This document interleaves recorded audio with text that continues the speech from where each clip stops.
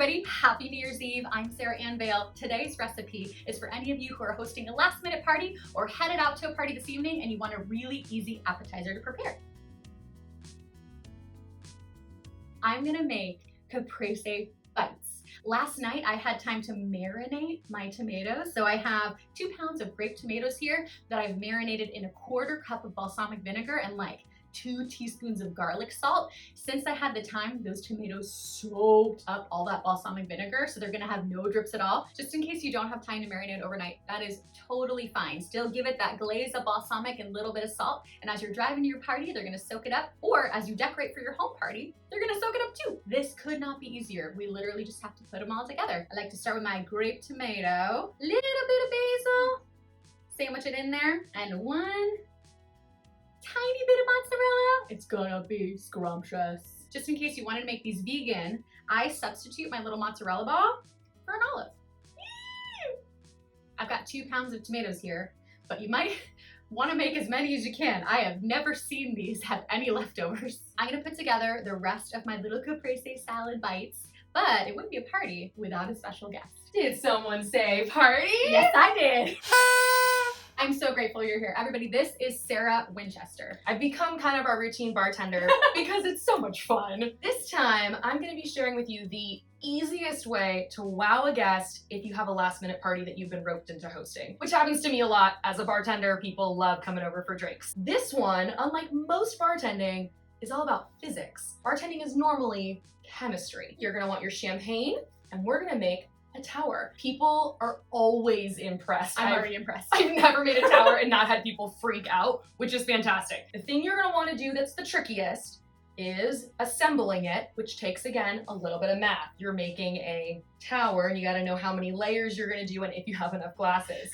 We're using actual glass. These are called coupe glasses, which you absolutely can drink champagne in. You can also drink them in flutes. Please do not try to stack flutes. It will not turn out well for anyone. But coupes are great for stacking because they have these lovely large flat surfaces. Now, we're using glass, but you could use plastic. We are going to be making a pyramid tower, which means it's gonna come out like a little triangle, like the pyramids. But if you were gonna have a table that was maybe a centerpiece, which this makes for a great centerpiece, you can do it as a square. So you'll do square bottom and tower them up, and that's pretty much it. I'm gonna start assembling. Awesome.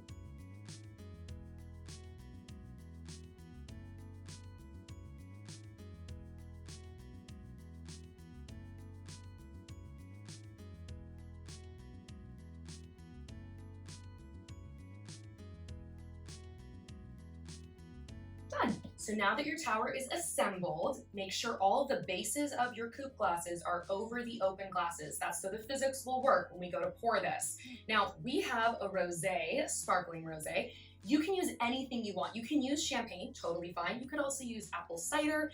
Anything sparkling is gonna look really, really cool in these, so it doesn't have to be alcoholic. That's not essential. The only thing I will say is make sure you use the exact same beverage, because this is not going to fill all our glasses, and whatever you pour in is going to drip into all of the glasses. So you don't want to be mixing even brands. I know that's a weird thing, but even mixing different brands of sparkling rosé is going to taste kind of gross once they blend together. It doesn't work. We are ready to pop our bottle and pour. Now, the first time you do this, you may want to do it with water.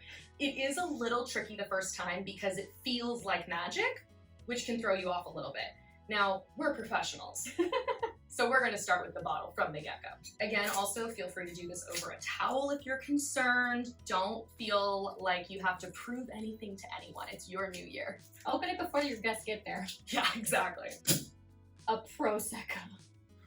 All right, here we go.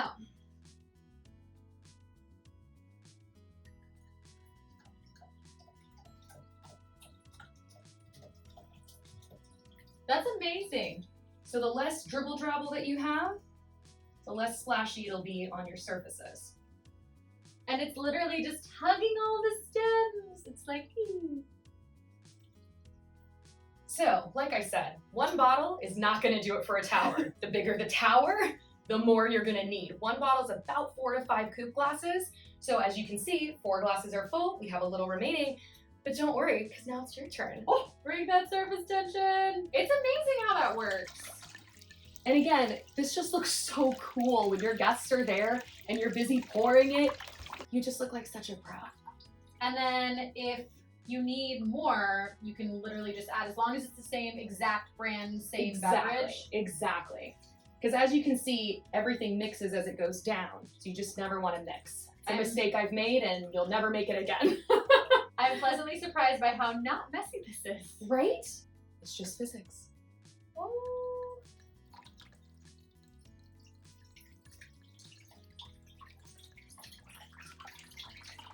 So before I do this next one, I just want to mention that if you're starting to pour it and you're noticing that it's starting to puddle at the bottom of some of your bases, it's not a big deal. All you want to do is scoot your glasses in a little closer.